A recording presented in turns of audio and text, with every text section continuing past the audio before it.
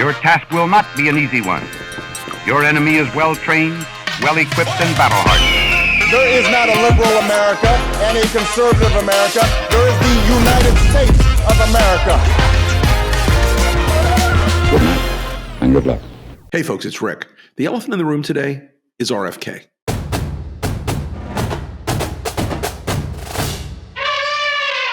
Trump's appointees have been a batch of the most terrible, low-rent, weird, corrupt, unethical, unqualified, unprincipled, un-American creeps, kooks, mooks, strangers, drifters, serial killers, God knows what else. This is a very bad set of people, okay? There are very, very few of them that you would want to like babysit your kids or to have a beer with, etc. They're very, very, very dangerous. Most of them are dangerous because they have particularly bad ideas about important things. But the one with the worst ideas about some of the most important things on the domestic front is Robert F. Kennedy Jr. Now, as I'm recording this, he just spent several hours lying to the Senate Finance Committee and getting his head torn off and his skin tacked up to the barn and his ass whipped by trained professionals. And I'll tell you why. Because he's a liar. He's a lying liar who lies. He went into that room and denied over and over again, saying the things he said, that African AIDS is different than American AIDS. Did you write in your book, and it's undeniable, that African AIDS is an entirely different disease from Western AIDS? Yes or no, Mr. Kennedy? I'm not sure. And Lyme disease is a military weapon. Did you say Lyme disease is a highly likely militarily engineered bioweapon? I probably did say that. And that COVID affects whites and blacks, but not Chinese and Ashkenazi Jews. Did you say that COVID-19 was a genetically engineered bioweapon that targets black and white people, but spared Ashkenazi Jews and Chinese people? I didn't say it was deliberately targeted. I just quoted an NIH-funded and NIH published study. Did you say that it targets black and white people but spared Ashkenazi Jews? I quoted a study, Your Honor. I quoted an NIH study that showed that. I'll take that as a yes. And they had him on it. This is a really good sign for the Democrats, by the way. They were coordinated, they were smart, and they weren't putting up with any of his crap. They weren't putting up with him playing his games and saying, oh, I don't recall saying that. Because every time he said, I don't recall saying that, they'd be like, well, here are the receipts. Here is the transcript. Here's what you actually said on the following date. This is how you handle these people. You've got to badger them. You've got to hit them. You've got to smack them around. You've also got to hold them to account. When they lie, don't let the lie stand. Correct the lie. Go after the lie. Because the lie and the liar are what Trump is depending on people to give into. Now, a lot of these Republican senators today were much more skeptical. I'm not saying they were very skeptical, but there wasn't the same kind of grandstanding and hair pulling you saw with Hegseth. There wasn't the kind of drama and fake news yelling and screaming about RFK because they know this guy's bad. I want you guys to understand something, though, of why RFK reflects the absolute worst of Trumpism in a nutshell.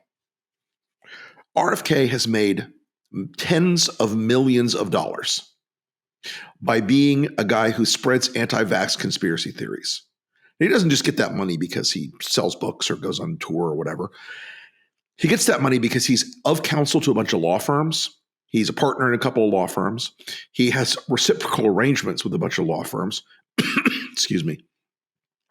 Where if he refers these anti-vax cases and gets people fired up about the imaginary harm that vaccines do, he gets in the pool of people that make money if they win a judgment or get a settlement. His anti-vax hatred is not just a kooky conspiracy theory. It's a business model. And there are a few things in this earth that make me more crazy than people who believe that vaccines have not been a massive net good for humanity. From Jenner until the COVID vaccine, we have seen an ongoing arc of improvement in human survival and health.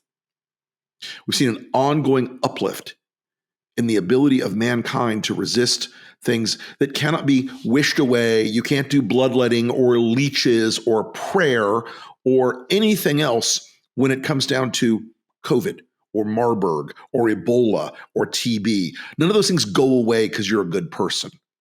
They have to be cured. TB is an exception. It's not a viral, but they have to be cured. And vaccines have been a massive, massive, massive improvement in human survival. The number 3 cause of death in women 20 years ago was cervical cancer. The HPV vaccine, Gardasil, has cut that number down to nothing.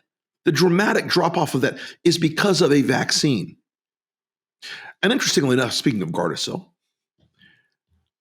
Donald Trump, his appointed Secretary of Health and Human Services, Robert F. Kennedy Jr., has said to the ethics department in the Health and Human Services business division that he will not get out of the equity pool of a massive lawsuit against Merck for Gardasil. He won't do it because he knows he could have a multi-million-dollar payday from it. Even though every scientific consensus in the world has said that that vaccine is safe and effective. At Donald Trump's behest, he's going to investigate mifepristone, which has been around for 25 years, and every scientific study in the world has said is safe and effective. He is going to be the most dangerous person you could put in charge of America's healthcare system imaginable. I would rather have Steve Bannon running HHS than Robert F. Kennedy because he is dishonest, because he's a liar, because he's a profit motive in wrecking the vaccines that have saved lives in this country. Right now, there is a measles outbreak in the Midwest. Right now, there is a tuberculosis outbreak in the Midwest. Right now, bird flu is around in 40 countries. It's not here yet, but it's coming. And Robert F. Kennedy is not prepared, nor does he have the incentive, personally, financially, intellectually, temperamentally, to help people in this country. And this is one that I think the Republicans in the Senate have got to really, really look at. Because it's not that he's anti-vaccine. It's not just that. He is anti-vaccine. He's pro-death. He said we should give infectious diseases a break for 8 years in the vaccination schedule. Well, guess what that means? That means kids, your children, your grandchildren are going to get polio. Because polio is still out there everywhere. We're all inoculated for polio, but it's still out there in the wild.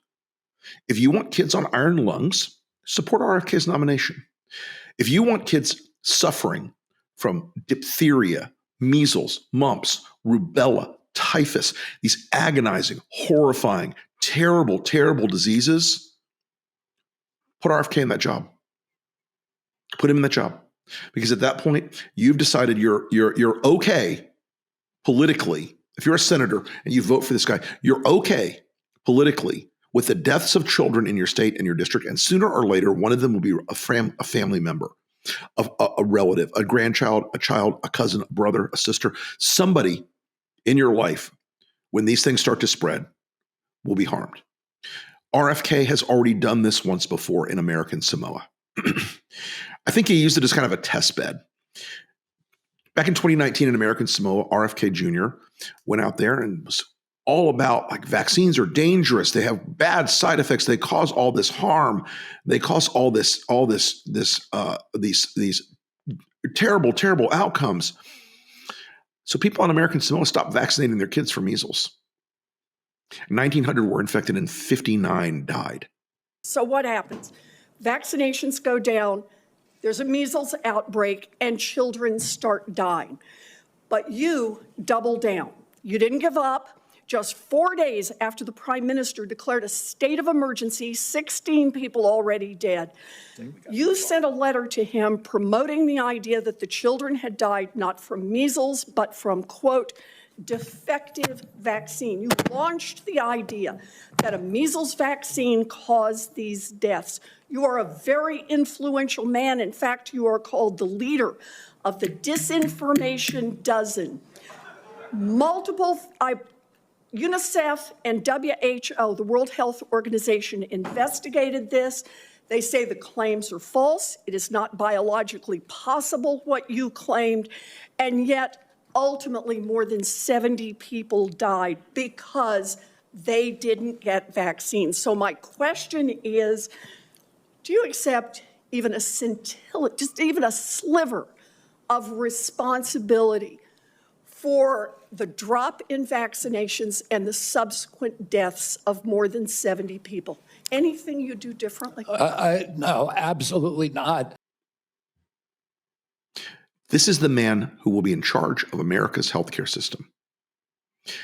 And folks, I'm wearing my Call Congress sweatshirt today. Some of you can't, some of you can see it, some of you can't. 202-224-3121. I'm going to ask you today to call your senators and ask you to make sure that you tell them this is a big one. This is one that you can't walk away from. This is one where the danger to individual American lives is massive. This is a guy who will stop research on mRNA cancer vaccines, which are going to be one of the most promising aspects to treating not just any cancer, but every cancer. This is a guy who will stop research that he doesn't like because of an ideological bias. And it reflects something, Tom Nichols wrote the great book, and I just released a new version of it recently called The Death of Expertise. And this really does reflect something about Trump and about Trump's movement. These people don't want to live in the modern world. They want to believe that raw milk is better than a vaccine. They want to believe that ivermectin will save you from a deadly plague, a deadly disease. They want to believe that colloidal silver is going to change your biology in some way to make you immune to colds and flu. All of these things are just medieval garbage. They're just absolute medieval garbage. I mean, we are going backward in time in a world that is racing forward right now. One of the great things about AI, I know you guys think I'm an AI skeptic, and I don't want the rise of the machines, but here we are. One of the great things about AI research right now is it's doing this amazing work with protein folding and proteomics and genetic analysis that it's going to produce these massive abilities to model these cures out way ahead of time and to start doing things that are customized to your biology. And that could all come to a stop. We could have a 4-year break in time where, because of Trump and Kennedy, we freeze scientific progress in the medical field, that we give in to disease.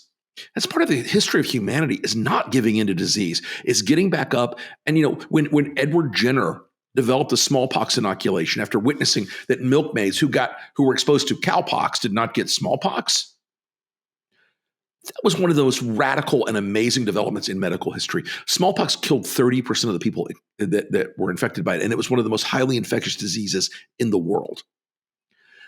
We wiped it off the globe. It's gone. It's one of the few diseases we have absolutely eliminated. There are things out there lurking in the world that are dangerous and deadly. And if we don't keep researching them and keep knowing how to fight them, we are going to someday have an Ebola or a Marburg or something else that mutates and gets up into the human system that makes COVID look like a love tap. And these people are so backward, and Kennedy is so backward about this issue and so dangerous about this issue because he stands to make money if vaccines fail. He stands to make money if the vaccine industry can't stay in business. He stands to make money if he can scare people off of getting their kids vaccinated against deadly diseases. It is, to my mind, one of the most reprehensible, low, scummy, scary aspects of this guy in a catalog of low, scummy, reprehensible, scary aspects of this guy. His own family, his cousins, his nieces, his nephews, all these other people around him are begging America to pay attention. They're begging America to stop this guy. They know him better than anybody does. It sounds like a Trump thing to say. They know him better than anybody. I just want to read you something that she said, and it just blows me away. Bobby preys on the desperation of parents of sick children, vaccinating his own kids while hypocritically discouraging others from doing the same. Think about that again. He's vaccinating his own kids, but he wants to scare people away from vaccinations for their own children.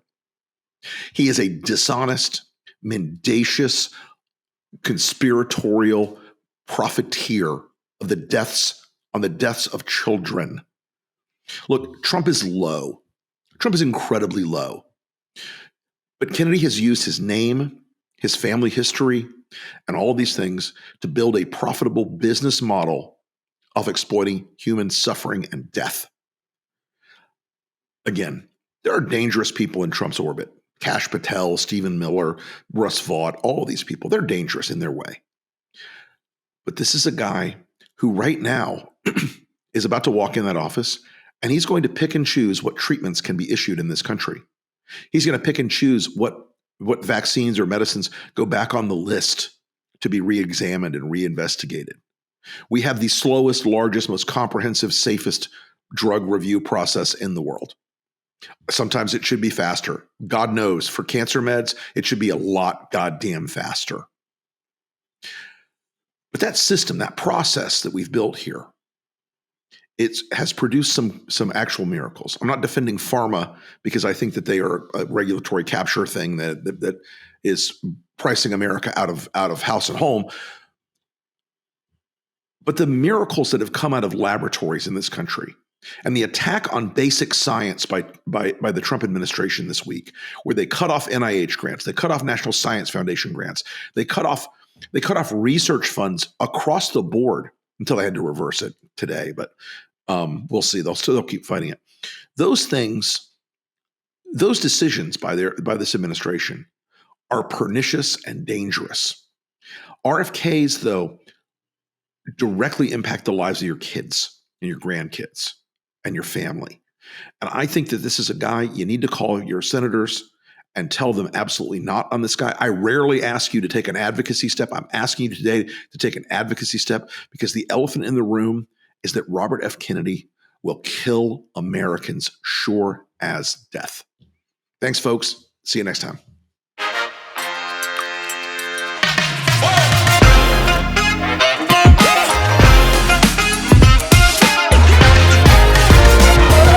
Good night and good luck.